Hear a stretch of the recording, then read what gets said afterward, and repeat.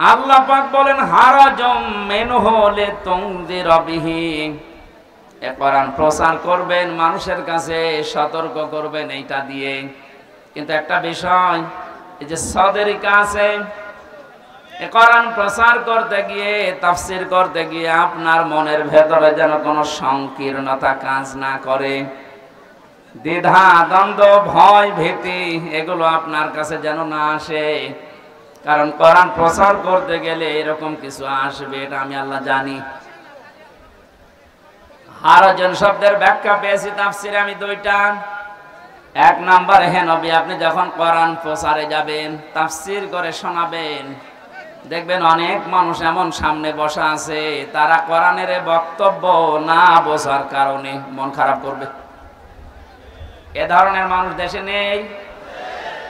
আল্লাহ যেটা বোঝাতে চাই, হয়তো ওর মেধা ওই রকম নেই, ওর মাথায় ওই রকম ব্রেন নেই, ও না বুঝে আন্দাজে এক ধারণা করে হয় মন খারাপ করে না চলে যায়। দ্বিতীয় নম্বরে, আবহমান কাল থেকে এই পৃথিবীতে এমন এমন নিয়ম নীতি ইসলাম মনে করে মানুষ পালন করছে, যেটা আসলে ইসলামে নেই। আপনি যখন কোরআনের ব্যাখ্যা করতে যাবেন, ওইগুলো তো টিকবে না, ওগুলো সব বাদ চলে যাবে। এতদিন যারা ইবাদত মনে করে ওটা পালন করছে, জীবনেও তারা আপনার কথা শুনবে না, আন্দাজে তখন আপনার প্রতি খারাপ ধারণা করবে। তখন বলবে এরা আল্লাহর ওলি মানে না, এরা পীর বুজুর্গ মানে না। কোরআনে কারিমে আল্লাহ আয়াতের পরে এই জন্যই এই শব্দগুলো এরপরে লাগিয়েছেন, ইত্তাবিউ মা উনজিলা ইলাইকুম মির রাব্বিকুম ওয়া লা তাত্তাবিউ মিন দুনিহি আউলিয়া ক্বালিলাম মা তাযাক্কারুন। ইত্তাবিউ বহুবচন দিয়েছেন আল্লাহ। ও যশোরবাসী, এ বাংলাদেশে যারা একামতে দ্বীনের দায়িত্ব পালন করে, এ মানুষগুলো এই বিশ্বাস নিয়েই একামতের দ্বীনের রাস্তায় এসেছে যে এই দায়িত্ব পালন করতে গিয়ে যত সময় যাবে আমি জান্নাতের দিকে এগিয়ে যাব।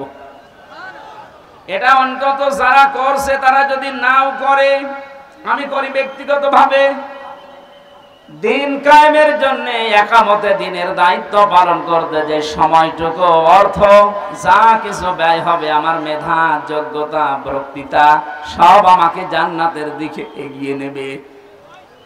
এই জন্য একামতে দ্বীনের দায়িত্ব পালন করছেন যারা, নিজেকে ছোট মনে করবেন না, হীনমন্যতায় ভুগবেন না।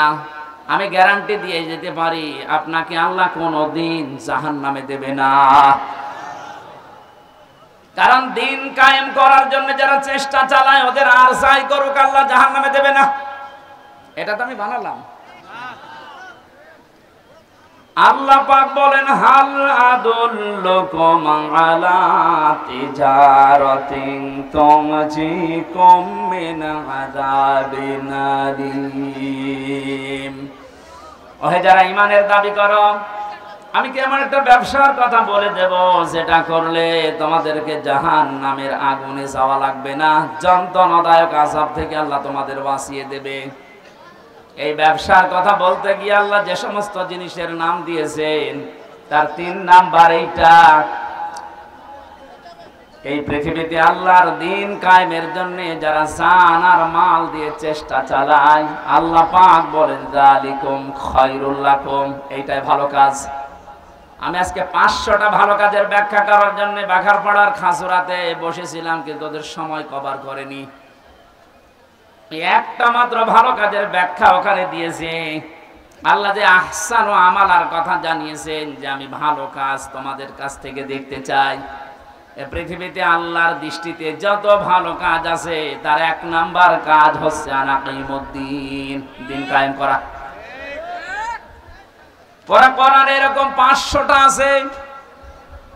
এটা আমাকে জেলখানার ভেতরে বাংলাদেশের জীবন্ত শহীদ এটিএম আজহারুল ইসলাম, ওনার কাছে অনেকগুলো বই দেখেছিলাম, ফাঁসির কন্ডেম ছেলে, মাঝে মাঝে আমার কাছে পাঠিয়ে বলতো যে হামজাকে দেবে।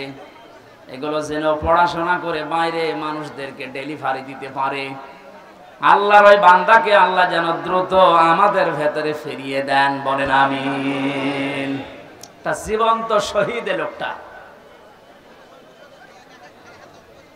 যে সমস্ত মিথ্যা অপবাদগুলো দিয়ে ইসলামী আন্দোলনের একামতে দিনের দায়িত্বশীল মানুষগুলোকে দুনিয়া থেকে বিদায় করে দিয়েছে, পৃথিবী এখন প্রমাণ পাচ্ছে, দেখতে পাচ্ছে এগুলো পুরাটাই প্রতিহিংসার ফসল। এটাও তো বানালাম নাকি? শহীদ মীর কাশেম আলী, শহীদ আব্দুল কাদের মোল্লা রহমতুল্লাহ আলাইহি, গত কয়েকদিন আমি গিয়েছিলাম ফরিদপুরের মোল্লা সাহেবের কবরে। আমি ছোট থেকে বড় পর্যন্ত যতগুলো মানুষের সাথে ও গ্রামে মিশেছি, প্রত্যেকটা মানুষ বলছে না, যাকে ফাঁসি দেওয়া হয়েছে এটা ওই কসাই কাদের না, ইনি আব্দুল কাদের মোল্লা। গোলাম মাওলা রনি সাহেব ওনার সাথে জেলে ছিলেন। রনি সাহেব এসে পৃথিবীর মানুষকে জানিয়েছে, মোল্লা ভাই আমাকে জানিয়েছে, রনি বাইরে যদি যেতে পারো, আমি তো আর যেতে পারলাম না, পৃথিবীর মানুষকে জানিয়ে দিও আমি কিন্তু কসাই কাদের না, আমি আব্দুল কাদের মোল্লা। যে অভিযোগে আমাকে অভিযুক্ত করে দুনিয়া থেকে ওরা বিদায় দিচ্ছে, আল্লাহর কসম আমি এই দোষে দোষী না। উনি কেন বলবে, আমি নিজেও তো বলছি। আমাদের 3টা বছর জেলে রেখেছিল, কয়েকদিন আগে আমার এই মামলা পুরা ওরা ঢিসমিস করে দিয়েছে, একেবারে বেকসুর খালাস দিয়েছে। তাহলে আদালত থেকে প্রমাণ পেয়েছে যে আমি নির্দোষ, আমার কোনো দোষ নেই। কথা বলে না কেন? এই যে মোবাইলটাও 3 বছর পরে ফেরত দিল, তন্ন তন্ন করে খুঁজেছে। এটা গ্রামের বাড়ি থেকে শুরু করে একেবারে যেখানে থাকি, আমি আকিস গ্রুপে ছিলাম, প্রত্যেকটা জায়গা চুল চেরা বিশ্লেষণ করে এই 3টা বছরের পর মাত্র 5-6 দিন আগে আমাকে আদালত বলেছে আপনি মুক্ত, কোনো দোষ আপনার পেলাম না। আমি আদালতে মনে হয় বলতে গেলাম যে আমার নিয়ে আদালত, এই 3টা বছর তো আপনার কাছে আমার মামলা ছিল, এতদিন পর্যন্ত তো বললেন না যে না এ মামলার কোনো মাল ম্যাটারেস নেই, কি দেখে বিচার করব, এখন বলছেন কেন? উনি এটাই বলতো যে হুজুর কিচ্ছু করার নেই, আমার হাত বাঁধা। কি বাধা? বলেন বলেন। এদেশের 1628টা চেয়ার আছে, এই চেয়ার না, 1628টা চেয়ারের 1627টা চেয়ারে হাত বাঁধা ছিল, শুধু একটা চেয়ারের হাত খোলা ছিল। যারা এই কাজ করেছেন আমরা এখন আহ্বান জানাবো, বাংলাদেশ যেহেতু দ্বিতীয়বার স্বাধীন হয়েছে, 1700-র উপরে জীবন দিয়েছে ছাত্র আর ছাত্রীরা, সুতরাং এই স্বাধীন দেশে আমরা আর কারো হাত বাঁধা দেখতে চাই না। এদেশে যত হাত বাঁধা আছে সব যেন আমার এই বিচারপতির মতো খুলে যায়। প্রত্যেকেই যদি স্বাধীনভাবে হাত খোলা কাজ করতে পারে, 1,10,000-এর উপরে এখন মামলার আসামি জেলখানায় আছে। আমার মনে হয় কমপক্ষে 80,000 মানুষ এমনিতে বের হয়ে যাবে যদি হাত খোলা বিচারপতি পাওয়া যায়।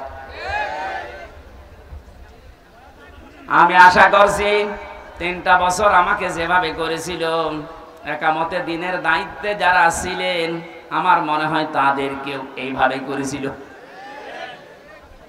জালেমদের হাতে ক্ষমতা, চেয়ার, আইন আর কানুন বানানোর ক্ষমতা থাকার কারণে ওরা মন মতো যা ছিল তাই করেছে।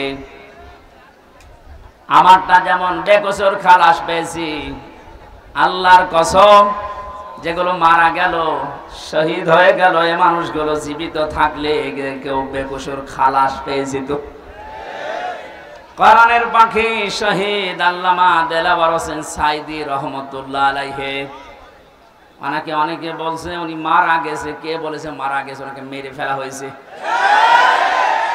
ওনাকে মেরে ফেলা হয়েছে, এর বাস্তব প্রমাণ ওনার হাসিটা। কথা বলেন। আমি নিজে নিজে আমার বাবার যা আছে আমার যা আছে যদি ইসলামের খুঁটিনাটি বিষয়গুলো আমি মেনে জান্নাতে যেতে পারতাম, কসম খোদার জীবনও আপনাদেরকে আমি দিন কায়েম করা লাগবে এই ঝামেলাপূর্ণ কথা বলতাম না। এটা যে কত বড় যন্ত্রণা। আল্লাহ যেহেতু ইত্তাবিউ দিয়েছেন যে সবাই মিলে অনুসরণ করো, সবাই মিলে ইত্তেবা করো, একজন করলে হবে না। এই জন্যই তো আমরা সবাইকে নিয়ে অনুসরণ করতে চাই। সুখবর একটা আছে, বাংলাদেশে ইসলামী দল যতগুলো আছে প্রকাশ্য শিরক এবং বেদাত যারা করে এরা বাদ দিয়ে অন্তত আল্লাহ একজন আছে, কেবলাকে কেবলা বলে মানে এইরকম কিছু নিয়ম নীতিতে যারা কাউকে শরীক করে না, কাউকে বিশ্বাস করে না আল্লাহ বাদে, এ মানুষগুলো দেখলাম আজকে সব এক হওয়ার জন্য ঐক্যবদ্ধ হচ্ছে। জালেমরা তো পালিয়েছে, মুনাফিক যারা এদের গায়ে অনেকের এখন আগুন লেগে গেছে, কারণ এরা চিন্তা করছে এভাবে যদি সব এক হয়ে যায় আমরা 5 তারিখের পর থেকে যেভাবে শুরু করেছিলাম এই কাজও বন্ধ হয়ে যাবে। ওরা বুঝে ফেলেছে। এখানে আশা করছি যেভাবে এগিয়ে যাচ্ছে সবাই মিলে অনুসরণ করার জন্য ধর্ম বিষয়ক উপদেষ্টা যিনি আছে ডক্টর আফামত খালিদ হোসেন, আল্লাহ তার হায়াতে তার যে বাসিহাতে কল্লিয়া বাড়িয়ে দেন, বলেন আমিন। লোকটার চেষ্টা এবং ইখলাস যা দেখতে পাচ্ছি, আশা করছি ইসলামের সূর্য সামনে আমরা এদেশে দেখতে পাবো ইনশাআল্লাহ। এই জন্য যারা আছি আমরা ছোটখাটো বিষয় নিয়ে মত পার্থক্য বাদ দেওয়া লাগবে। একটা হোস্টেলে 100 জন খাবার খায়, সকালের নাস্তা কলার পাউরুটি। 20 জন হোস্টেল ম্যানেজারকে আহ্বান জানিয়েছে যে স্যার এইটা যেন ঠিক থাকে। 80 জন বলছে না এটা আমরা আর খাবো না, নতুন মেনু আমাদেরকে দেন। কিছু কিছু ছেলেরা বলছে আমাদেরকে খিচুড়ি দেওয়া লাগবে, সকালে চিড়া দেওয়া লাগবে, কেউ কেউ বলছে আমাদেরকে রোল দেওয়া লাগবে। আর ওই যে 20 জন ওরা বলছে যা আছে ওইটাই আমরা চাই, কলা পাউরুটি। ম্যানেজার বলছে এভাবে হবে না, ভোট দেওয়া লাগবে, আমি তো একবারে পাল্টিয়ে দিতে পারি না। ভোট দেওয়ার পরে দেখা গেল ওই যে আগে যে 20 জন আছে কলা আর পাউরুটি ওটা ঠিকই আছে। চিড়া যারা চেয়েছিল তারা 18 জন হয়েছে, যারা খিচুড়ি চেয়েছে তারা 17 জন, যারা রোল চেয়েছে তারা 15 জন। এভাবে ভাগ ভাগ করতে করতে 20 পর্যন্ত আর চাইনি, আগে যা ছিল ওইটাই কায়েম হয়ে আছে। কি বসালাম বলেন তো?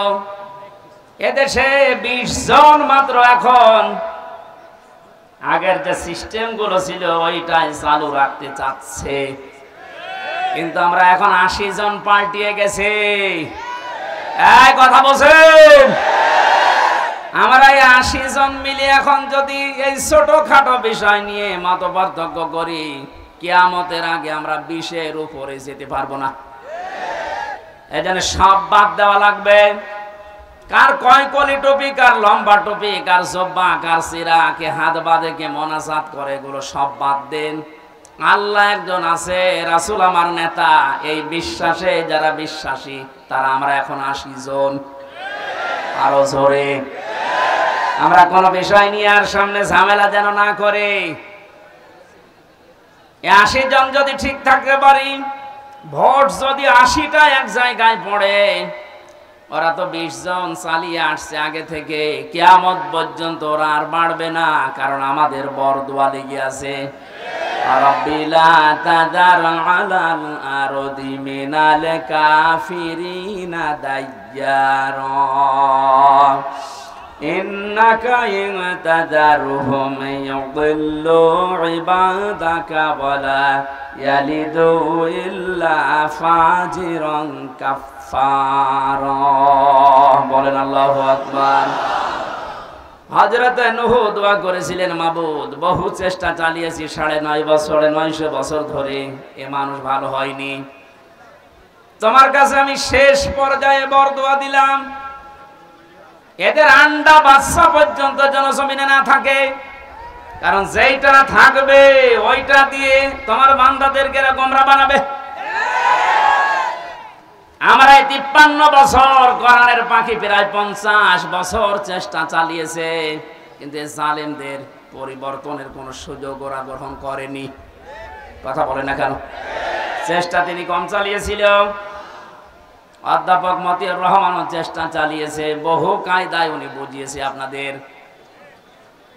কিন্তু 20 জনের যে অবস্থা, ও সারা জীবন কলা পাউরুটি যাবে, এই কথা বলছে না। 80 জন আমরা পরিবর্তন হয়ে এই পর্যায়ে এসেছি, আর ওরা সেই 20 জনই আছে, ও কিয়ামতের আগে আর পাল্টাবে না। কেন পাল্টাবে না? খাতামাল্লাহু আলা কুলুবিহিম ওয়া আলা সামিইহিম ওয়া আলা আবসারিহিম গিশাওয়া ওয়া লাহুম আযাবুন আযীম। আল্লাহ পাক বলেন, ওদের অন্তরে আমি মোহর লাগিয়ে দিয়েছি, ওদের কানের উপরে, ওদের চোখের উপরে পর্দা লাগিয়েছি, কঠিন যন্ত্রণাদায়ক আযাব ওদের জন্য রেডি আছে। কারণ এই পৃথিবীতে যারা আল্লাহর কালামকে অপমান করার চেষ্টা চালায়, তাদেরকে আল্লাহ হেদায়েত থেকে বঞ্চিত করে দেয়। হযরতে আব্দুল্লাহ বিন মাসউদ রাদিয়াল্লাহু তাআলা আনহু কোরআনে কারিমের সূরা রহমান নাযিল হওয়ার পর বিশ্ব নবীকে জানিয়েছিলেন, হে নবী, আমারে অনুমতি দেন, আমি কাবার চত্বরে একটু তেলাওয়াত করি। ওনার কণ্ঠটা খুব সুন্দর ছিল। ডাক দিয়ে বলেন, ঠিক আছে, মন খুলে দিয়ে পড়তে থাকো। সূরা রহমান হচ্ছে কোরআনে কারিমের সব চাইতে সুন্দর সূরা। তিনি তেলাওয়াত আরম্ভ করলেন, আর রহমানু আল্লামাল কোরআন খালাকাল ইনসানা আল্লামাহুল বায়ান। তেলাওয়াত করছিলেন এভাবে, হঠাৎ আবু জেহেল শব্দ শোনার পরে এসে হযরতে আব্দুল্লাহ বিন মাসউদের কানের উপরে দিয়েছিলেন এক থাপ্পড়। কান দিয়ে গল গল করে রক্ত বের হয়ে ওই দিন থেকে তিনি চিরদিনের জন্য কালা হয়ে যান, আর শুনতে পাননি। এই যে বধির হয়ে গিয়েছিলেন কানে, বদরের ময়দানে আল্লাহ পাক কোরআনে কারিমের অপমানের শোধ নিয়েছিলেন। যখন আবু জেহেল ঠান্ডা ফ্রিজের মতো পড়েছিল মাছ আর মুআব্বিজের বাড়ি খেয়ে, আব্দুল্লাহ বিন মাসউদ ওখানে যাবার পরে দেখলেন ঠান্ডা ফ্রিজ পড়ে আছে। বুকের উপর চড়ে বসলেন, ডাক দিয়ে বলেন, তা আবু জেহেল, তোমাকে আমি সময় দিলাম, এখনো পর্যন্ত মুহাম্মদুর রাসূলুল্লাহর কালেমাটা মেনে নাও। আমি নবীর কাছে সুপারিশ করব, বিশ্ব নবী তোমারে মাফ করে দেবে। আবু জেহেল ডাক দিয়ে বলে, মাসউদ, আব্দুল্লাহর ছেলে মুহাম্মদ তোমাদেরকে জাদু করেছে, আমার পর্যন্ত আসতে পারে নাই। বলেন নাউজুবিল্লাহ। এখানে এখনো কথা বন্ধ হয়নি। এরা কি ইয়ারকে মারার জন্য এসেছে?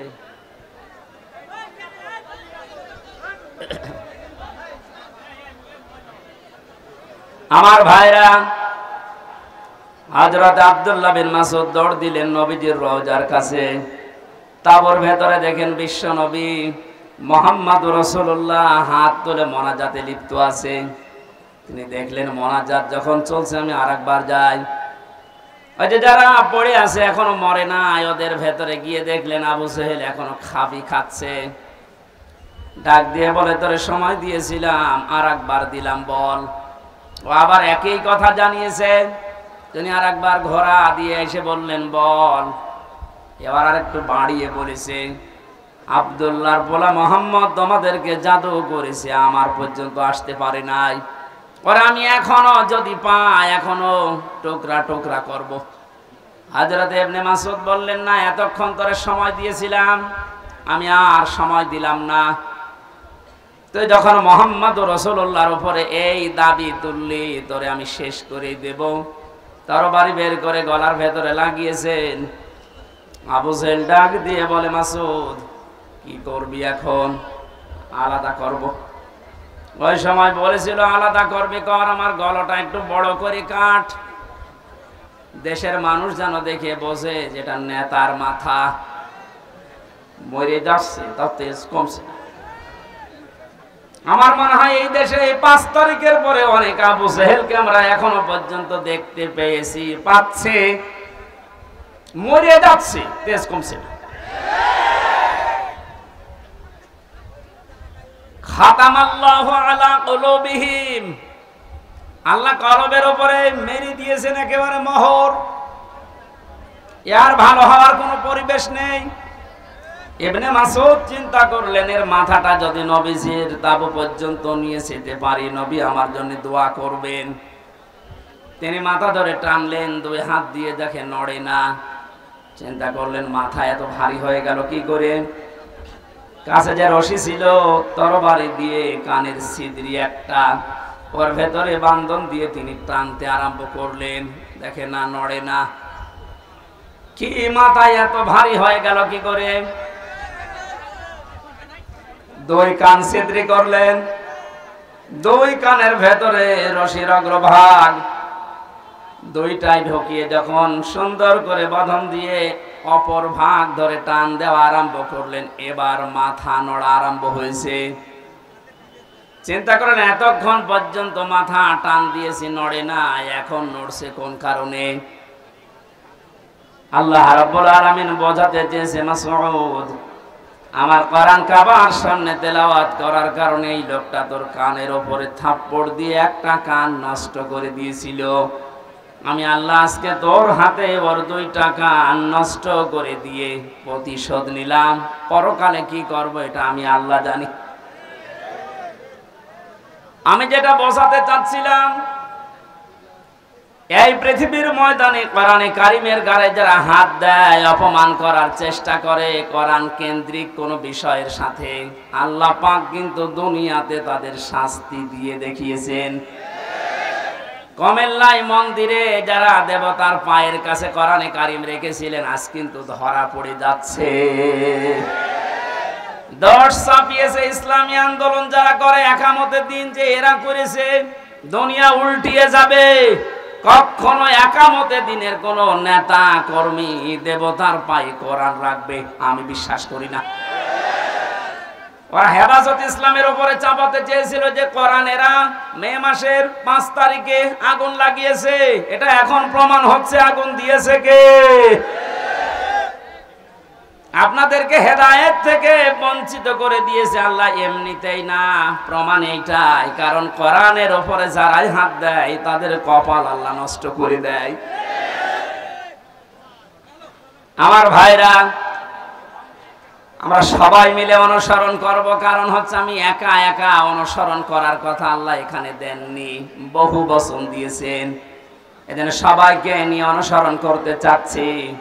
কিন্তু যাদের কপালে কোরআনের কারণে মোহর মারা আছে এই 20 জন, কলা পাউরুটি যারা চেয়েছে ও মরণ পর্যন্ত ওইটাই চাইবে। ওরা চাইতে থাক, আমরা তো এখনো 80 কয়জন? 80 বলেন, বলেন আরো জোরে বলেন আর একবার। 80 জন যদি এবার ভুল করেন, 20 কিন্তু আবার আসবে। ভুল করা যাবে? বলেন, একটু মিলিয়ে দেখেন তো কোথায় 80 আর কোথায় 20। এরপরও আমরা পারি না, কারণ আমরা কেউ 18, কেউ 17, কেউ 15, কেউ 14।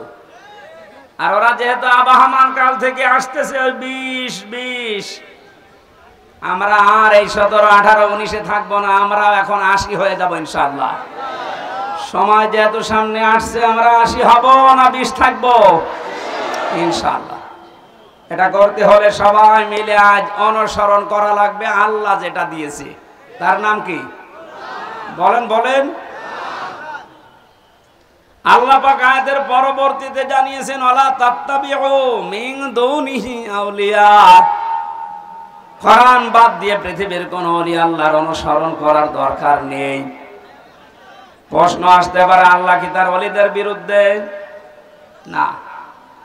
সূরা ইউনূসের ৬২ নম্বর আয়াত, 11 নম্বর পারার 15 নম্বর পৃষ্ঠার প্রথম নম্বর লাইনে আছে আলা ইন্না আউলিয়া আল্লাহি লা খাউফুন আলাইহিম ওয়ালা হুম ইয়াহজানুন।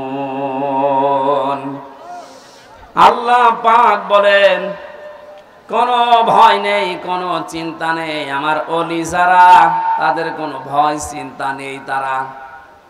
তাদেরকে সতর্ক করলাম, সুসংবাদ জানালাম, এদের ব্যাপারে তোমরা সাবধান থাকবা, এদের ভয় চিন্তা নেই। অথচ সূরা আরাফের 3 নম্বর আয়াতে বললেন কোনো অনুসরণ করার দরকার নেই। ওই আয়াতের সাথে আয়াতের কোনো মিল পাচ্ছি না। তাহলে আল্লাহর কথাও চাচা এরশাদের মতো সকালে একটা বিকালে একটা, হ্যাঁ? কোরআনে কারিমে আল্লাহ তো জানিয়েছেন লা মুবাদদিলা লিকালিমাতি, আল্লাহর কালামের কোনো পরিবর্ধন নেই। অথচ ওখানে বললেন ওলিদের কোনো চিন্তা নেই, আর এখানে বলছেন ওলি অনুসরণ করার দরকার নেই। মুফাসসিরিন ইকরাম লিখেছেন আয়াতের ব্যাখ্যা করতে গিয়ে আল্লাহ এই জন্যই ওলি অনুসরণ নিষেধ করেছেন। আল্লাহ খুব ভালোভাবে জানেন, কারণ বর্তমান ভবিষ্যৎ এগুলো সব জানেন কে? আরো জোরে বলেন। সব যেহেতু তার নিজের জ্ঞানে আছে, উনি আগেই জানতেন যে ভবিষ্যতে কিয়ামত পর্যন্ত আমার এমন বান্দা বান্দি দুনিয়ায় আসবে, আর আমি আল্লাহর চাইতে ওদের আব্বাকেই বড় মনে করবে। এই জন্য আল্লাহ নিষেধ করেছেন কোনো আব্বার কোনো অনুসরণ করার দরকার নেই। কালিলাম মা তাযাক্কারুন। আল্লাহ আফসোস করছেন যে আমার বক্তব্য শোনার পরে আমার কিছু বান্দা বান্দি ফিরে আসবে, অধিকাংশগুলোই মুখ ফিরিয়ে চলে যাবে। বলেন নাউজুবিল্লাহ। এখানে কোরআন উপস্থাপনের যে ধরন আমরা শিখেছি আল্লাহর কাছ থেকে, আপনি হয়তো না বোঝার কারণে মন খারাপ করতে পারেন। 2 নম্বরে আল্লাহ যেটা জানাতে চেয়েছে ওটা আবাহমান কাল থেকে আসতেছে, আল্লাহর বক্তব্যের সাথে মিলছে না। এখন আপনি কি ওই বাপ দাদারটাই মেনে চলবেন না আল্লাহর বর্ণনা করাটা? এখানে আর একটা বিষয়, একটা মাসলা পাওয়া যায়। আজ যারা অন্ধ অনুসরণ করে ইসলামকে, দিনকে মানার চেষ্টা চালাচ্ছেন, এদেশে আছে। এই কারণে বলছি পৃথিবীতে শুধু মুহাম্মদুর রাসূলুল্লাহ সাল্লাল্লাহু আলাইহি ওয়াসাল্লামকে বাদ দিয়ে কাউকে অন্ধ অনুসরণ করা জায়েজ নেই। কেন জায়েজ নেই? কারণ উসওয়াতুন হাসানা এই শব্দটা শুধুমাত্র মুহাম্মদুর রাসূলুল্লাহকে আল্লাহ দিয়েছেন। পৃথিবীর কাউকে আল্লাহ উসওয়াতুন হাসানা এটার গ্যারান্টি দেয়নি। লাকাদ কানা লাকুম ফি রাসূলিল্লাহি উসওয়াতুন হাসানা, অবশ্যই তোমাদের জন্য মহত্তম আদর্শ লুকিয়ে রেখেছি আমি আল্লাহ রাসূলুল্লাহর জীবনে। কার জীবনে? বলেন। আল্লাহকে এখানে বলতে পারতেন না যে আব্দুল্লাহ বিন মোহাম্মদ ইবনে আব্দুল্লাহ, তার জীবনের ভেতরে আমি লুকিয়ে রেখেছি। তার নাম তো আল্লাহ জানতেন, কেন তার নামটা এখানে উচ্চারণ না করে রাসূলুল্লাহ দিলেন? কারণ তিনি মুহাম্মদুর রাসূলুল্লাহ এই শব্দটা পেয়েছিলেন নবী হওয়ার পর থেকে। 40 বছরের আগ পর্যন্ত মানুষ তাকে আরব জাহানে বলতো আব্দুল্লাহ বিন মুহাম্মদ। আর 40 বছরে যখন তিনি কোরআন পেয়েছেন তখন শুধু আব্দুল্লাহ বিন মুহাম্মদ না, হয়ে গেছেন রাসূলুল্লাহ। তাহলে অনুকরণ করা মুহাম্মদ ইবনে আব্দুল্লাহকে ফরজ না রাসূলুল্লাহকে ফরজ? আশা করছি আমি যেটা বোঝাতে চাচ্ছি আপনি বুঝবেন। এই বাংলাদেশ সহ বিশ্বের বহু জায়গায় আমি গিয়ে দেখেছি তারা আজ এখনো পর্যন্ত কথা বলছে আমরা নবীওয়ালা কাজ করি। হ্যাঁ, আপনি আব্দুল্লাহ বিন মোহাম্মদ ইবনে আব্দুল্লাহ, ইনি যতদিন পর্যন্ত নবী হওয়ার আগ পর্যন্ত নামে মানুষ তাকে ডাক দিয়েছে, আপনার জীবনে এই কাজগুলো আছে। কারণ তিনি ওই সময় সত্য কথা বলতেন, ভালো কাজের আঞ্জাম দিতেন। কোন মানুষ যদি বিপদে পড়তেন সেখানে এগিয়ে যেতেন। এই কাজগুলো মুহাম্মদ ইবনে আব্দুল্লাহর জীবনীতে আমরা সিরাত ইবনে হিশামে সিরাত বিশ্বকোষের ভেতর থেকে পেয়েছি। কিন্তু তিনি যখন রাসূলুল্লাহ হয়ে গেছেন, তার আপন চাচা আবু লাহাব পর্যন্ত জানের শত্রু হয়ে দাঁড়িয়েছে। এই বাংলাদেশ সহ বিশ্বে আজ যারা বলেন আমরা নবীওয়ালা কাজ করি না, আপনি মুহাম্মদ ইবনে আব্দুল্লাহর কাজ করেন। রাসূলুল্লাহ নবীওয়ালা কাজ যদি কেউ দাবি করে, উনি যেমন রাসূল হওয়ার পর থেকে 63 বছর, এই 23 বছরে 82 বার টার্গেট হয়েছিলেন ইহুদিদের, আপনি অন্তত 82 বার না হলেও 2 বার তো হবেন। আপনাকে ইহুদি খ্রিস্টান মুশরিক সবাই ভালোবাসে, সবাই ভালো বলে, বুঝতে হবে আপনার কাজ এখনো রাসূলুল্লাহর কাজ হয়নি। এটা আমাদের অনুসরণ করা দরকার এখন থেকে। মুহাম্মদ ইবনে আব্দুল্লাহ না রাসূলুল্লাহ? আরো জোরে। আল্লাহ রাব্বুল আলামিন রাসূলুল্লাহকে অনুকরণ করার তৌফিক আমাদেরকে যেন দান করেন, বলেন আমিন। এখানে অনুসরণ করার জন্য 27টা পয়েন্ট আমি পেয়েছি তাফসিরে। বিশ্ব নবীকে অনুসরণ করা লাগবে এই কারণে, قل إن كنتم تحبون الله فاتبعوني يحببكم الله إلى آخر آيات। সূরা আলে ইমরানের 31 নম্বর আয়াতে আল্লাহ জানিয়েছেন, হে নবী, মানুষকে আপনি এই কথা বলেন, যদি আল্লাহকে ভালোবাসিয়ে দাবি তারা করে, তারা যেন আপনার অনুসরণ করে। শব্দের দিকে খেয়াল করেন, ফাত্তাবিউনি, আমার অনুসরণ করো। এখন এই অনুসরণটা মাস্ট বি, করাই লাগবে 1 থেকে 40 না 40 থেকে 63। এই সহজ কথাগুলো আপনি বুঝতে চান না, খালি ফতোয়াবাজি করেন কেন বলেন তো? 1 থেকে 40 বছর পর্যন্ত এই পৃথিবীতে কেউ যদি মুহাম্মদ ইবনে আব্দুল্লাহকে না মানে, অনুসরণ না করে, সে জান্নাতে যাবে না। একটা হাদিস দেখান, কোরআনের একটা আয়াত বলেন। কিন্তু মুহাম্মদ ইবনে আব্দুল্লাহ থেকে যখন রাসূলুল্লাহ হয়ে গেছেন, আমরা সবাই এখানে জানি উনি রাসূল হয়েছিলেন কত বছর বয়সে? আরো জোরে বলেন। 40 থেকে 63, কত? এই 23 বছরের 1 সেকেন্ডও যদি কেউ না মানে, সে কাফের। ফতোয়া নতুন করে বানানো লাগবে? আল্লাহর কোরআন জানিয়েছে রাসূলুল্লাহকে অনুসরণ করা মাস্ট বি, ফরজ। আমা আতাকুমুর রাসূল, আল্লাহ কিন্তু আমা আতাকুম মুহাম্মদ ইবনে আব্দুল্লাহ দেননি। শব্দগুলো একটু খেয়াল করে পড়তে পারেন না? আমা আতাকুমুর রাসূল, তোমাদের কাছে রাসূল যা নিয়ে এসেছে, ফাখুযুহু, ওটা আঁকড়িয়ে ধরো। আমার নাহাকুম আনহু ফান্তাহু, এটা আনহু হুরমার যায় রাসূলুল্লাহর দিকে। তোমাদেরকে রাসূলুল্লাহ যা নিষেধ করে ওইগুলো ছেড়ে দাও। আত্তাকুল্লাহ, আল্লাহকে ভয় করো। ইন্নাল্লাহা শাদীদুল ইকাব, অবশ্যই আল্লাহর আযাব বড় কঠিন। এবার আসেন তো আয়াতের মূল শিক্ষায়। বিশ্ব নবী মুহাম্মদ রাসূলুল্লাহ আমরা সবাই স্বীকার করে নিচ্ছি যে উনি হয়েছিলেন 40 বছরে, না জন্মের পরেই? আর জোরে বলেন। ওনাকে অনুসরণ করা লাগবে কি মুহাম্মদ ইবনে আব্দুল্লাহ হিসাবে না রাসূলুল্লাহ হিসাবে? রাসূলুল্লাহ হিসাবে অনুসরণ করলে এখানে ফাত্তাবিউনি দিয়েছেন।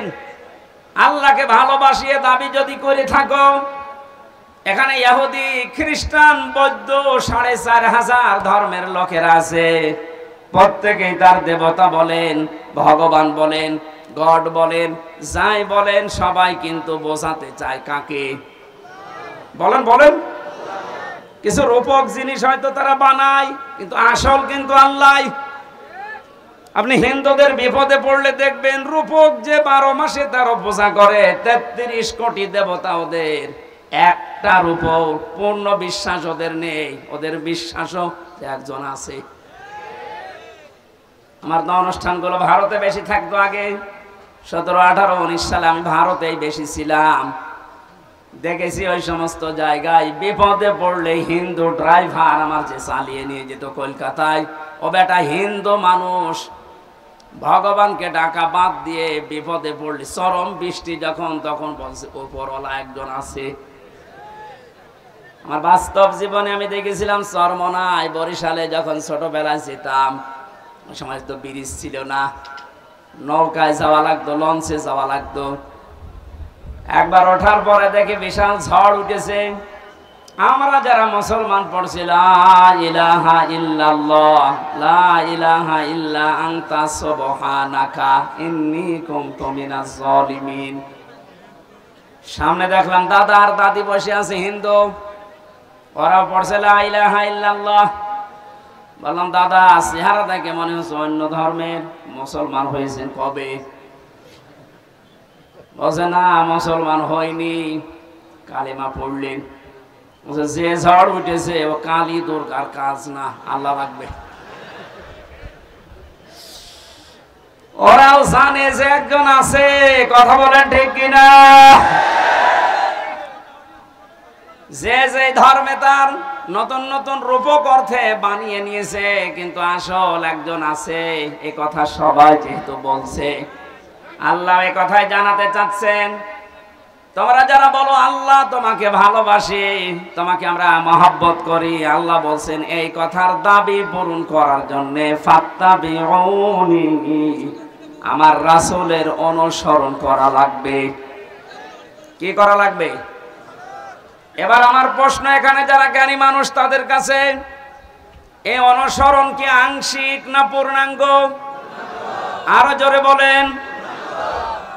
আজ এই বাংলাদেশ সহ বিশ্বের বহু মুসলমানেরা, আমি যে সিঙ্গাপুর, মালয়েশিয়া কয়েকটা রাষ্ট্র ঘুরে আসলাম এই 15-20 দিন আগে থেকে, বাস্তবতা দেখেছি হাজার হাজার লক্ষ লক্ষ আমাদের মতো মুসলমান আংশিক কিছু মানা, কিছু অনুসরণের মাধ্যমে ওরা মনে করছে আমরা নাজাত পেয়ে যাব। অথচ ফাত্তাবিউনি, আমার অনুসরণ করো। আমরা সবাই স্বীকার করছি অনুসরণ আংশিক না, এটা পূর্ণাঙ্গ। নাকি আংশিক? পূর্ণাঙ্গ অনুসরণ করবেন আপনি।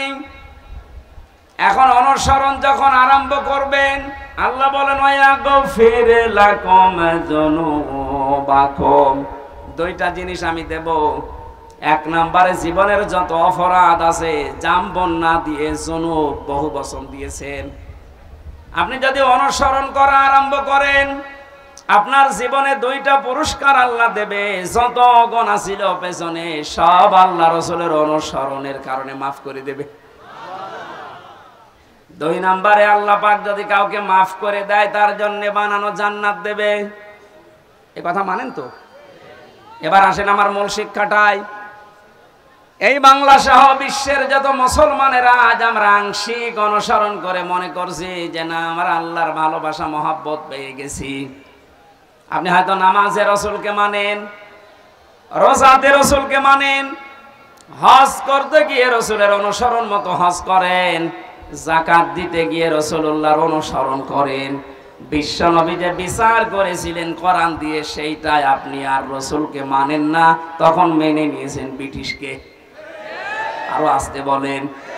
আমার অনুসরণ কি আংশিক হয়েছে না পূর্ণাঙ্গ? আংশিক অনুসরণের মাধ্যমে আল্লাহর মহব্বত ভালোবাসা পাওয়া যাবে না। আর আল্লাহর মহব্বত যদি পাওয়া না যায়, জান্নাতও যাওয়া যাবে না। কারণ আল্লাহ ইউহিব্বুকুমুল্লাহ দিয়েছেন, এটা মজারে বর্তমান, ভবিষ্যৎ, প্রেজেন্ট, ফিউচার।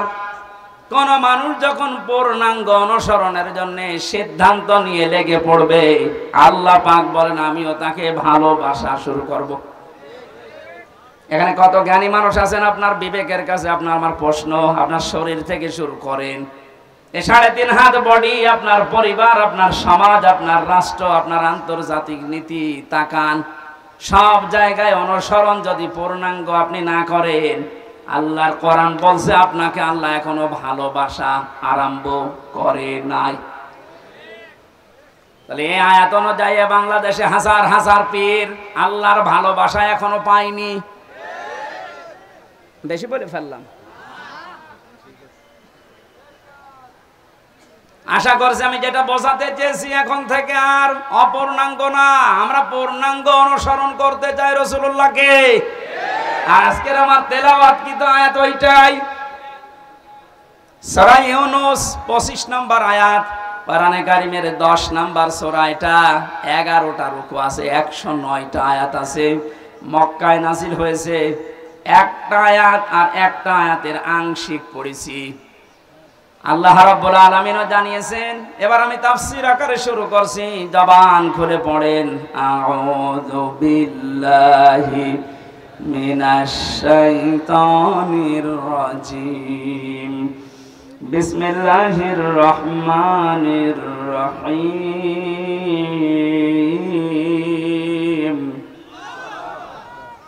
والله يدعو إلى دار السلام। আল্লাহ পাক বলেন, আমি আল্লাহ তোমাদেরকে আহ্বান জানাচ্ছি, ডাকতেছি শান্তির ঘরের দিকে। আজ বাংলাদেশ বৈষম্য বিরোধী ছাত্র আন্দোলনের মাধ্যমে যে 9টা দফা দিয়েছিল, ওই দফাগুলো একটা একটা করে একটু পড়ে দেখেন। আমি তো মিলিয়ে দেখেছি এই আয়াতের বাস্তব প্রতিফলন ওই 9টা। আমি ওগুলো সব নোট করেছি একটা একটা করে, আপনি মিলাবেন এখন থেকে। যারা আছেন যেখানে দাঁড়িয়ে বসে শুয়ে খুব অ্যাক্টিভ। আর সালাম মানে শান্তির বাড়ি বা ঘর। আল্লাহ পাক এখানে ডাক দিয়েছেন যে তোমরা শান্তির ঘরে প্রবেশ করো। এই পৃথিবীর মানুষ যেটা উদাহরণ দিলে বসে বেশি, আমি ওইভাবে সেট করেছি। বাস্তবে আমরা দেখি একটা ঘর যদি কেউ বানাতে চায় বসবাসের জন্য, শান্তি পাওয়ার জন্য, ইসলাম শব্দটা এখানে আল্লাহ দিয়েছেন দারুস সালাম। সালাম সিলমন, এখান থেকে ইসলাম, এর শাব্দিক অর্থ হচ্ছে শান্তি।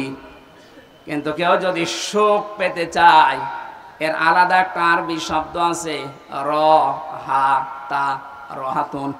রহাতুন মানে সুখ। রহাতুন মানে কি? ঘরের ভেতরে মানুষ সুখ পাওয়ার জন্যই প্রবেশ করে। এই যে এখান থেকে সারাদিন সারা রাত মানুষ কর্মজীবন শেষ করে যখন বাড়িতে যায়, ঘরে প্রবেশ করার সঙ্গে সঙ্গে একটা অজানা সুখ আপনাকে ঘিরে ধরে। আপনি হয়তো টের পান না। বাইরে যতক্ষণ আগে ততক্ষণ একটা আতঙ্ক কাজ করে, একটা ভয় ভয় কাজ করে। অথচ ঘরের ভেতরে 4 দেওয়াল দিয়ে যেটা আটকানো, কি আছে ওর ভেতরে, ওখানে গেলে একটা আলাদা শান্তি, ওই ভয়টা আল্লাহ যেন দূর করে দেয়। কথা বলেন ঠিক কিনা? আল্লাহ বলেন, আমি এমন একটা ঘরের দিকে তোমাদেরকে ডাকছি যে ঘরে প্রবেশ করলেই তোমরা সুখ আর শান্তি দুইটাই পেয়ে যাবে। যেহেতু আমরা এখন একটা ঘর বানাবো, ঘর বানাতে প্রথমে খুঁটি দেওয়া লাগে। কি দেওয়া লাগে? খুঁটি বা পিলার দেওয়া লাগে। আল্লাহ যে ঘর বানাতে আমাদেরকে নির্দেশ দিচ্ছে যে শান্তির ঘরে প্রবেশ করো, এই ঘর যদি 56,000 বর্গ মাইলকে আপনি বানাতে চান, তাহলে 4টা খুঁটি আল্লাহর কাছ থেকে নেওয়া লাগবে। এই খুঁটিগুলো যদি কেউ ভারত থেকে নেয়, বিপদে পড়বে। ওরা এখন বিপদে আছে। কথা বলেন না কেন?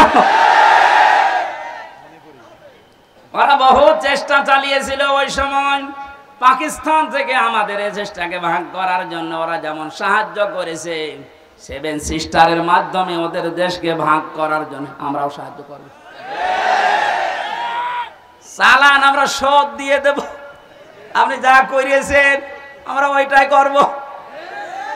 আপনারা ওই সময় ভাগ করে যদি আমাদের বন্ধু হয়ে যান, আমরাও কথা বলছেন। শুরু হয়ে গেছে অলরেডি। আলাদা পতাকা বানিয়ে উড়িয়ে দিয়েছে মণিপুরে।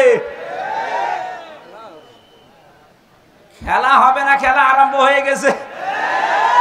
আপনারা যেমন আমাদের এতদিন বলে আমরা বন্ধু, কারণ আপনাদের সেই পাকিস্তান আর এই বাংলাদেশ মাঝখানে ছিলাম, আমরা আলাদা করে দিয়েছি, এই জন্য আমরা আপনার বন্ধু। আমরাও পাশে তো দেখলাম ডক্টর ইউনূস প্রথমে এই ঘোষণা দিয়েছিল, এদেশকে অশান্ত করার জন্য যদি চেষ্টা চালান 7 সিস্টার থাকবে না।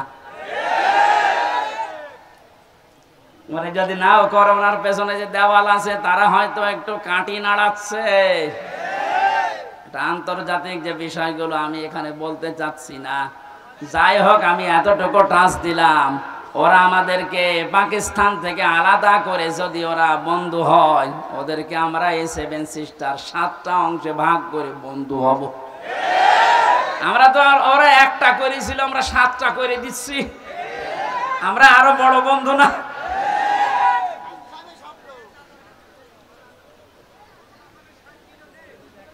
যশোরবাসী এবার খেয়াল করেন, না আমরা শুধু ভারত থেকে না, চীন থেকে না, রাশিয়া থেকে না, আমেরিকা না, কারো কাছ থেকে খুঁটি নিতে চাই না। আল্লাহ যে খুঁটি দিয়েছে শান্তির ঘর বানাতে, আমরা ওই খুঁটি নেব। আমার কথার অর্থ বোঝার চেষ্টা করেন, খুব খেয়াল করে শুনবেন। আমি কোরআনে কারীম থেকে পেয়েছি, 1 নম্বরে আল্লাহ পাক বুনিয়াল ইসলাম আলা খামসিন শাহাদাতি আল্লাহ ইলাহা ইল্লাল্লাহ। এই যে হাদিসটার ভেতরে 5টা বিষয় আছে, তার 4টা খুঁটি আমি সেট করেছি। নামাজ, রোজা, হজ আর যাকাত, এই 4টা খুঁটি মজবুত ভাবে গেড়ে দেওয়া লাগবে। খুঁটি থাকলে হয় না। ঘরকে শান্তির ঘর বানাতে হলে বেড়া দেওয়া লাগে। কথা বলেন না কেন? কোরআনে কারীম থেকে আমি বেড়া বের করেছি 4টা। 1 নম্বরে বেড়া, 1 নম্বরে বেড়ার নাম হচ্ছে রাজনীতির বেড়া। এটা যেহেতু চলছে এখন দেশে, এটা পরিষ্কার করা লাগবে। 4টা বেড়া দিতে হয়, চারদিকে দেওয়াল দেওয়া লাগে। 1 নম্বর দেওয়াল তুলতে হবে রাজনীতির দেওয়াল। এটা অলরেডি আরম্ভ হয়ে গেছে এখন। যেহেতু আমরা শান্তির ঘর চাই, আর পৃথিবীতে শান্তির ঘরের দেওয়াল দিতে হলে রাজনীতি, এটা লেনিনের কার্ল মার্কসের না, রাজনীতি নেওয়া লাগবে রাসূলুল্লাহ। এবার রাসূলুল্লাহর রাজনীতি কি? এবার তাকান, সূরা নিসা 5 নম্বর পারা 6 নম্বর পৃষ্ঠা 9 নম্বর লাইনের 59 নম্বর আয়াতের প্রথম অংশে আছে।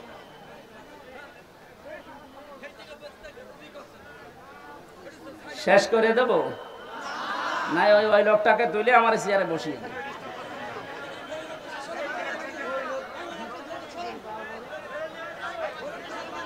সুবহানাল্লাহ আলহামদুলিল্লাহ লা ইলাহা ইল্লাল্লাহ। সুবহানাল্লাহ আলহামদুলিল্লাহ লা ইলাহা ইল্লাল্লাহ। মাইকের আওয়াজ আর বাড়ান, গলা ব্যথা করছে। সুবহানাল্লাহ, এই দেখলেন না? এ তো রওশনের সাথ, মাইকের কিন্তু বদনাম করে দেবো। এখন আওয়াজ দিচ্ছেন না? আমার গলাটা নষ্ট করার জন্য ধান্দা আছেন না? আপনার আওয়াজ থাকতে আওয়াজ না বাড়িয়ে রেখে দিয়েছেন কোন কারণে?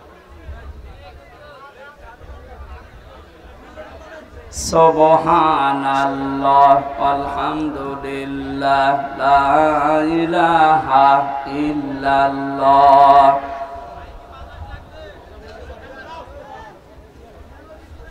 ফ্যানটা একটু সাইলেন্ট থাক। লা ইলাহা ইল্লাল্লাহ মুহাম্মাদুর রাসূলুল্লাহ। যশোরবাসী, শান্তির যে ঘর আমরা নির্মাণ করতে যাচ্ছি, এই ঘরে যারা রাজনীতির বেড়া হিসাবে থাকবে, এই মানুষগুলোকে অনুসরণ করার একটা বিশাল সুন্দর সিস্টেম আল্লাহ আয়াতে দিয়েছেন। আল্লাহ পাক বলেন, আমাকে অনুসরণ করো, আমার রাসূলকে অনুসরণ করো। তোমাদের ভেতরে যারা রাজনীতি করবে, নেতা হবে, নেতৃত্ব দেবে, তাদেরকে অনুসরণ করবা। কিন্তু শিক্ষা হচ্ছে আতিউ, এই শব্দটা এটা একটা ফেল, এটা ভার্ব, এটা ক্রিয়া। এটা আল্লাহ নিজের নামে আর রাসূলের নামে দিয়েছেন, কিন্তু উলিল আমর যারা রাজনীতি করবে, নেতৃত্ব দেবে, নেতা হবে, তাদের আগে দেননি। ও বাংলার মুসলমানেরা, এমন একটা ঘর যেহেতু আমরা নির্মাণ করতে যাচ্ছি, যে ঘরে প্রবেশ করলে কোনো ভয় থাকবে না। কথা বলেন না কেন? কোনো চিন্তা থাকবে না। বলেন বলেন। এমন একটা ঘরে আমরা যেতে প্রবেশ করতে ইচ্ছা করছি বা প্রবেশ করব বলে আশা করছি যে ঘরের ভেতরে ঘরের এরিয়াতে গেলে কোনো চিন্তায় থাকবে না। ঘরের পাশে যে যদি ছিনতাইকারী ধরে, ঘরের ভেতরে যারা বসবাস করছে ওরা দা নিয়ে, খন্তা নিয়ে, বটি নিয়ে, কথা বুঝতেছেন, বাড়ির ভেতর থেকে এসে ছিনতাইকারীকে এই ঝিনাইদহ সাবেক এমপির মতো টুকরা টুকরা করে ফেলবে। আমার মনে হচ্ছে এরা না বুঝে চিল্লাচ্ছে। না, আমি জানি আপনারা বুঝে ফেলেছে। শান্তির যে ঘর আমরা বানাতে যাচ্ছি, প্রবেশ করতে যাচ্ছি যে সিস্টেম গুলো দিয়ে, রাজনীতির এই বেড়া দেওয়ার জন্য, দেওয়াল দেওয়ার জন্য আমাদের সামনে যারা আসবে রাজনীতি করতে, এই বেড়া দেওয়ার আগে দেখতে হবে আল্লাহ রাসূলকে মেনে চলে কিনা। এই জন্য আতিউটা আল্লাহ উলিল আমর রাজনীতি নেতাদের আগে দেননি। এখন থেকে সিদ্ধান্ত নিয়ে বাড়ি যাবেন আজকে। এই বেড়াটা যেহেতু সামনে দেওয়া লাগবে শান্তির ঘরে, সুতরাং আল্লাহ রাসূলকে যদি আমার বাবা হয়েও মেনে না চলে, ওই বাবাকে আমি ভোট দেব না। আর আমার আত্মীয় না, দূরের মানুষ, ও যদি আল্লাহ রাসূলকে মেনে চলে, ওর দ্বারা দুনিয়া এবং আখিরাতে আমার কাজ হবে। এই যে কাজ হবে ওর দ্বারা, এটা আমি বানালাম? বলেন।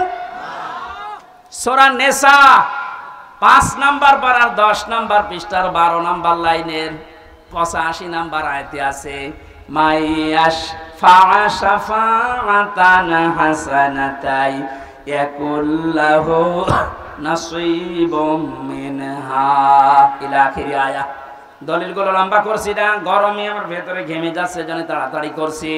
দুনিয়ায় যারা একটা ভালো কাজে সুপারিশ করবে, ভোট দেবে, রায় দেবে, সমর্থন জানাবে, ওই লোকটা চেয়ার পাওয়ার পরে যে ভালো কাজ করে সওয়াব পাবে, আপনি শুধু এই রায় দেওয়ার কারণে একই সওয়াব পাবেন। যেই লোকটা এই কাজ করে আমাকে উপকার করছে দুনিয়া এবং আখিরাতে, সে যদি আমার দোলা ভাই না হয়, আমার বাবা না হয়, ও যদি আল্লাহ রাসূলকে মেনে চলতে পারে, ওকে আমি সমর্থন জানাবো, সাপোর্ট করব, সুপারিশ করব। কারা এই মতের সাথে রাজি আছেন দেখে লিল্লাহি তাকবীর।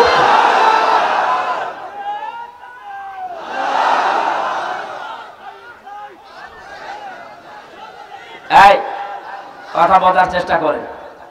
আমি এখন যেটা বললাম এটা তো রাজনীতি হয়ে গেল না? না, এটা যদি রাজনীতি মনে হয় তাহলে সূরা নিসার 59 নাম্বার আয়াত কেটে আপনি বাদ দিয়ে দেবেন। আমি ব্যাখ্যায় এইভাবেই পড়েছি, মারিফুল কোরআন নিয়ে আসেন, ওখানে ভয়ঙ্কর ট লেখা আছে। আমানাত বহুবচনের শব্দের ব্যাখ্যায় ভোট, রায়, সমর্থন, সুপারিশ এগুলো লেখা আছে। এখন আপনি তাফসীর মাহফিল লিখে দিয়েছেন, আমি শব্দের ব্যাখ্যায় যদি ওই শব্দগুলো না বলি, শুধু আমানত বলি, আপনি তো বুঝবেন না। আর আপনি যদি বোঝেনও না বোঝার ভান করে থাকবেন। এখন আর ভান করার অভ্যাস আছে না, 5 তারিখের আগে ছিল। এখন আর ভান করার অভ্যাস নেই, যা পড়ি ওইটাই বলি ইনশাআল্লাহ। আগে তো এই যশোরে যাওয়ার জন্য সে কুষ্টিয়া ঘুরে আসতাম, এখন একেবারে সরাসরি চোরামন কাঠি দিয়ে উঠবো।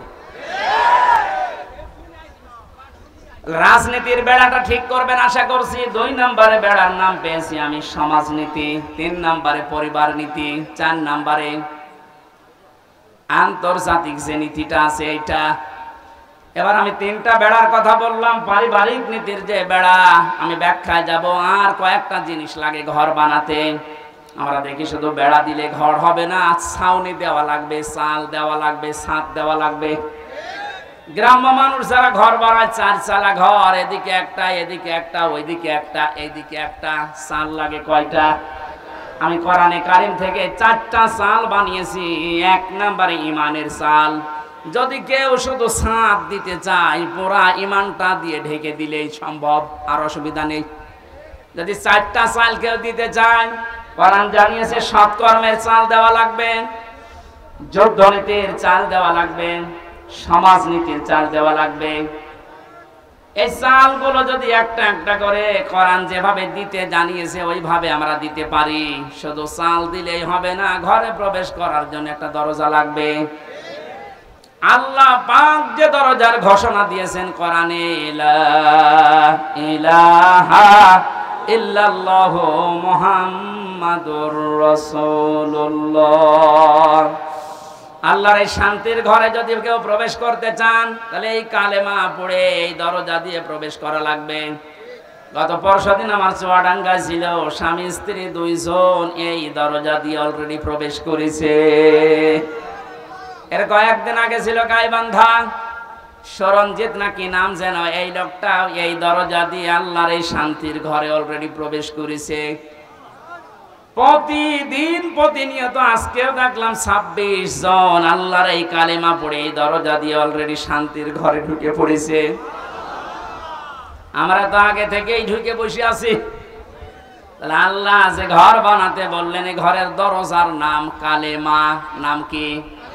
জবান খুলে একবার পড়েন, লা ইলাহা।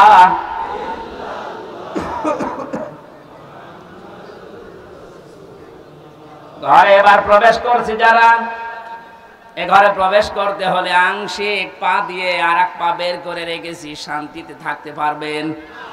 দরজা দেওয়া লাগবে না।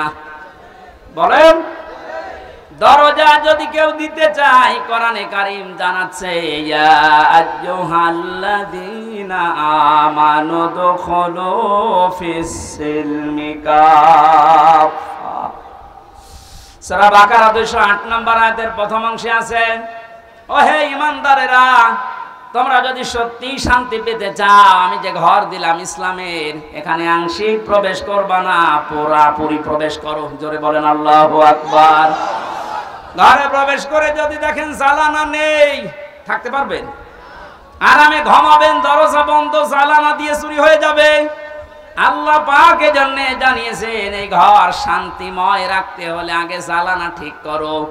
আমরা কোন ঘরের 2টা 3টা 4টা পর্যন্ত জ্বালানা দেখি।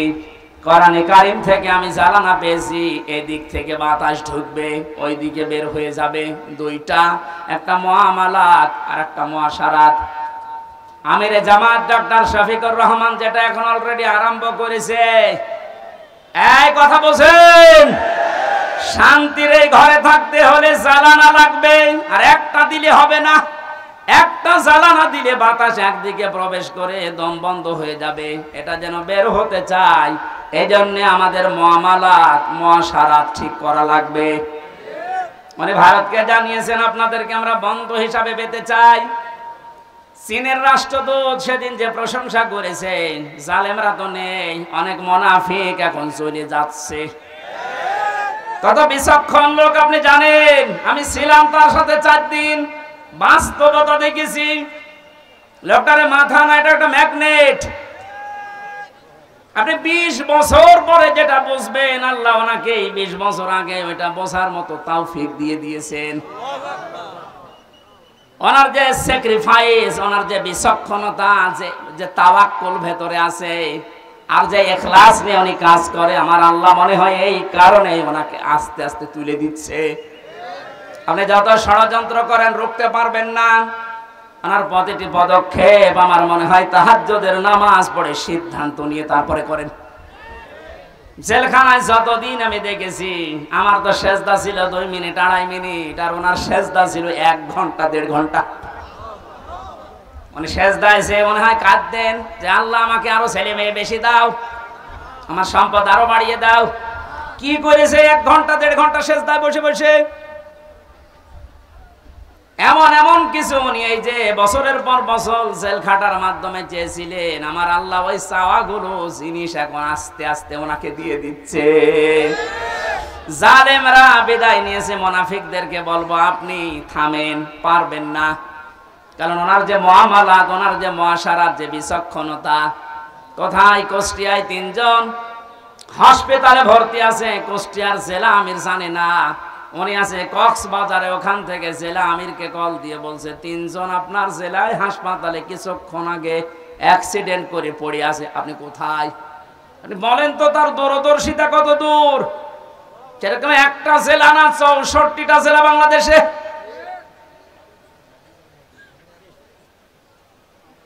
শুধুমাত্র জ্বালানা দিলেই হবে না, আন্তর্জাতিক যে জ্বালানোগুলো আছে উনি ঠিক করার জন্য চেষ্টা চালাচ্ছে।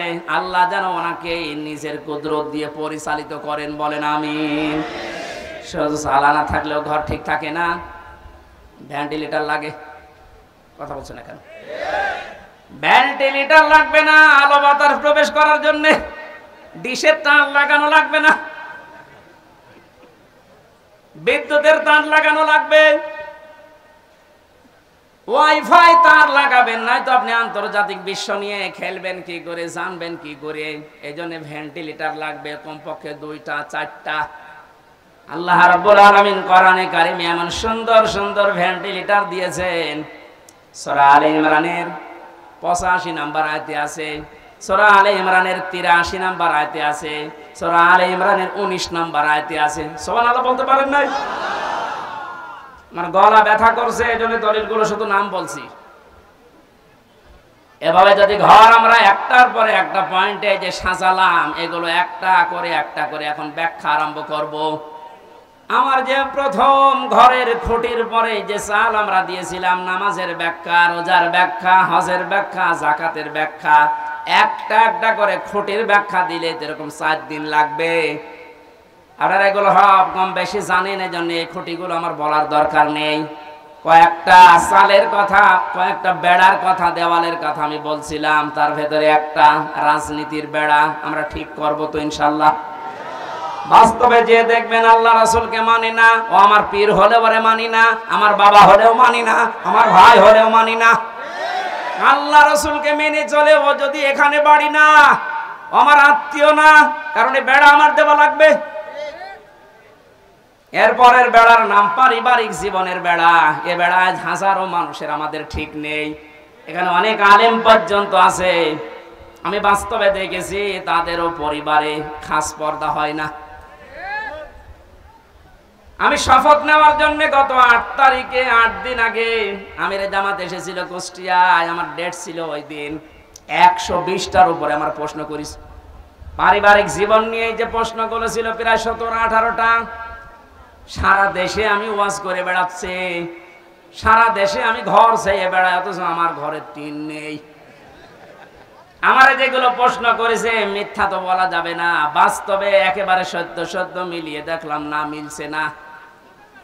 রকম মানে যে খুঁটি নির্ভর করা যায় এমন জিনিস, এটা আসলে আমারে হয়নি। পারিবারিক জীবনের যে আসল খাস পর্দা, ওটা 100 ভাগ এখনো আমার আসেনি। আমারে বলছে হবে না, দিন পাল্টিয়ে দিলাম, আবার 9 দিন পেছিয়ে দিয়েছে। আমার মতো একটা নাম করা হুজুরের যদি এই অবস্থা, বাকিগুলো আল্লাহ জানে।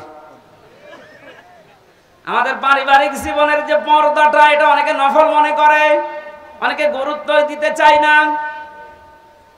আজকে আমি এখানে আসার পরে যে বাড়িতে বসেছিলাম, বাড়িওয়ালা তার বউ, মেয়ে, বেটার বউ সব নিয়ে আসতেছে, হুজুর দেখবে।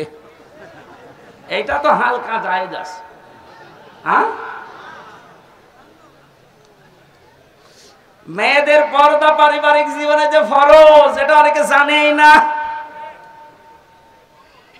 এদের একামতে দিনের খুঁটি হওয়ার জন্য, আমি আরবিটা বললাম না, খুঁটি হওয়ার জন্য অনেক কাঠ খড়ি পোড়ানো লাগে। সত্যি যদি কোনো মানুষ একনিষ্ঠভাবে ইখলাসের সাথে খুঁটি হিসাবে কাজ করতে চায়, আমার যতটুকু বাস্তবতা দেখলাম, 120টা প্রশ্নের ভেতরে আল্লাহ তাকে জান্নাত দিয়ে দেবেন। আমাদের পারিবারিক জীবনে স্বামী স্ত্রীর যে সম্পর্কটা হওয়ার কথা ছিল, এখন আস্তে আস্তে ভারতের চ্যানেলগুলো থেকে, আশপাশের মানুষের ব্যবহার থেকে আমরা সব নষ্ট করে ফেলেছি। অধিকাংশ স্ত্রীর স্বামীর ওপরে শ্রদ্ধা নেই, ভক্তি নেই, খালি ভুল ধরার চেষ্টায় থাকে। এরকম বউ নেই? আরো আসতে বলেন। এ পৃথিবীতে যত খারাপ স্বামী হোক, ফেরাউনের মতো এত খারাপ স্বামী কারো কপালে জুটেছে? নিজের স্ত্রীর হাতে ব্রেক লাগিয়েছে, পায়ের ভেতরে ব্রেক লাগিয়েছে, কপালের ভেতরে শলাকা দিয়েছে, মাথার উপরে গরম তেল ঢেলে দিচ্ছে। হযরতে জিবরাইলকে আল্লাহ বললেন, জান্নাতটা নিয়ে ধরো আমার এই বান্দির সামনে। হযরতে আসিয়া জান্নাত দেখার পরে বলতে পারতেন, আল্লাহ তুমি আমার মরণ দিয়ে জান্নাতে প্রবেশ করাও, তিনি বলেননি। তিনি বলেছিলেন, মাবুদ তুমি জান্নাত আমার সামনে পাঠিয়ে দিয়েছো, আমি এইটা চাই না, আমি চাই তুমি যেখানে আছো ওই জায়গায় একটা ঘর আমার জন্য আলাদা বানাও, যেন ওখানে বসে বসে সব সময় তোমাকে দেখা যায়। আমার উপরে অত্যাচার চলছে, জুলুম চলছে, তোমার আবার যেন রাগ হয়ে না যায়। অনাজ্জিনি মিন ফিরআউনা ওয়া আমালিহি ওয়ানাজ্জিনি মিনাল কওমিজ যালিমিন। আরবি গ্রামার যারা বসে জিজ্ঞাসা করেন এক আলিফ করে আল্লাহ টান দিয়েছেন, অনাজ্জিনি আমাকে তুমি বাঁচাও, এই যে অত্যাচার করে আমার স্বামী নিজে আর লোক দিয়ে করায়, এই জালেমদের হাত থেকে তুমি আমাকে বাঁচাও, কিন্তু আল্লাহ তুমি রাগ করে আমার স্বামীর উপরে গজব দিও না। এত বড় কঠিন বিপদের ভেতরেও স্বামীর জন্য বরদোয়া দেয়নি। আর আমার আপনার বউ সারা জীবন আপনি মাটি করে দেবেন, খাটতে খাটতে মাথার ঘাম পায়ে ফেলে চুল উঠে যাচ্ছে আপনার, একদিন যদি একটা সাবান কম হয় খোঁটা দিয়ে ফোঁটা বের করে ফেলবে। বরদোয়া তো আছেই বাংলা আরবি মিলে না। আমরা এরকম পারিবারিক জীবন চাই না। বিশ্ব নবী মুহাম্মদুর রাসূলুল্লাহর স্ত্রীর দিকে তাকান, তার পারিবারিক জীবন কেমন ছিল। হযরতে আয়েশা বলেন, মুহাম্মদুর রাসূলুল্লাহ আমার স্বামী, তাকে আমি গোসল করাতেছিলাম, হঠাৎ রক্ত আর পানি প্রবাহিত হয়ে যাচ্ছিল। নবীজি বললেন, আয়েশা পানির ভেতরে রক্তের মতো লাল কি দেখা যায়? হযরতে আয়েশা বলেন, হে রাসূল, আপনি যখন গোসল করার জন্য টুলের উপরে বসেছিলেন, ওর একটা পায়া আমার পায়ের উপরে পড়েছিল, আঙ্গুল ফেটে রক্ত বের হচ্ছে। বললেন, একটু বলতে পারলেন না আমাকে, আমি আগে উঠে পড়তাম। হযরতে আয়েশা বলেন, হে রাসূল, এটা তো আমার পায়ের আঙ্গুল ফাটা, রক্ত বের হয়েছে, যদি কলিজা ফেটে রক্ত বের হতো আমার স্বামীকে আমি উঠতে বলতে পারতাম না। ভক্তি শ্রদ্ধা করা বউ তো ঘরে ঘরে। কার বউ এরকম একটু হাত তোলেন তো। এই মহিলারা আছে কনে গো? একটা মানুষও হাত তোলেন। কিসের ওয়াজ করব? আমাদের এই যে বেড়া আছে দেওয়াল, এ দেওয়াল নড়বড়ে জানা যাচ্ছে, কিসের শোক পাবেন এই দেওয়ালের ভেতরে? কি আশ্চর্য, যশোরের মা বোনেরা একটা স্বামীও হাত তোলে নাই। আলহামদুলিল্লাহ বলবো না নাউজুবিল্লাহ বলবো? আমি জেলখানায় দেখেছিলাম 100 জনের প্রায় 70 জন জেল খাটতেছে এই পারিবারিক জীবনের কারণে। বই মেরে ফেলেছে না, আদা মারা করেছে, যাই যৌতুকের কারণে। এই সমস্ত বিষয় নিয়ে ওখানে বসে বসে আমি একটা বই লিখেছি, দাম্পত্য জীবনে কলহ এবং সমাধান কি।